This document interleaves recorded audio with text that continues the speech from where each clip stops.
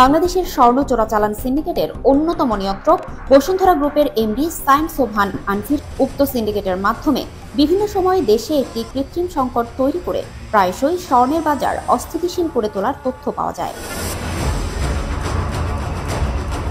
এদিকে আরেক মামলায় অভিযোগ করা হয়েছে যে আনভির মুনিয়াকে ধর্ষণের পর শ্বাসরোধ করে হত্যা করেছেন। এ মামলার অন্য আসামিরা হলেন আনভিরের মা আফরোজা বেগম, স্ত্রী সাবরিনা সোবহান, বাবা আহমেদ আকবর সোবহান শাহ আলম,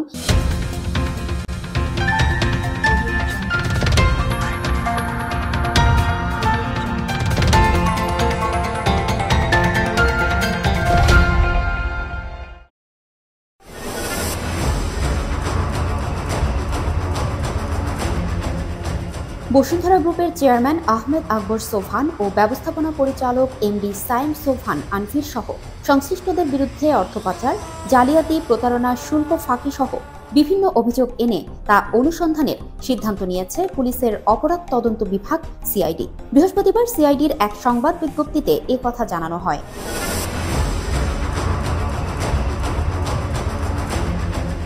বিজ্ঞপ্তিতে আরও বলা হয়, বাংলাদেশের স্বর্ণ চোরাচালান সিন্ডিকেটের অন্যতম নিয়ন্ত্রক বসুন্ধরা গ্রুপের এমডি সাইম সোবহান আনভির উক্ত সিন্ডিকেটের মাধ্যমে বিভিন্ন সময় দেশে একটি কৃত্রিম সংকট তৈরি করে প্রায়শই স্বর্ণের বাজার অস্থিতিশীল করে তোলার তথ্য পাওয়া যায়।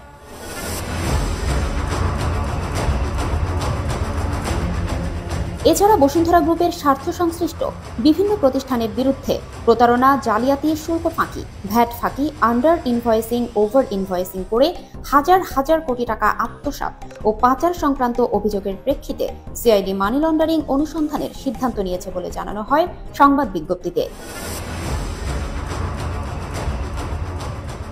এদিকে আরেক মামলায় অভিযোগ করা হয়েছে যে আনভির মুনিয়াকে ধর্ষণের পর শ্বাসরোধ করে হত্যা করেছেন। এ মামলার অন্য আসামিরা হলেন আনভিরের মা আফরোজা বেগম, স্ত্রী সাবরিনা সোবহান, বাবা আহমেদ আকবর সোবহান শাহ আলম, বাড়ির মালিকের স্ত্রী শারমিন আহমেদ রাখি, বান্ধবী সাইফা রহমান মিম, কথিত মডেল ফারিয়া মাহবুব পিয়াসা এবং বাড়ির মালিক ইব্রাহিম আহমেদ রিপন।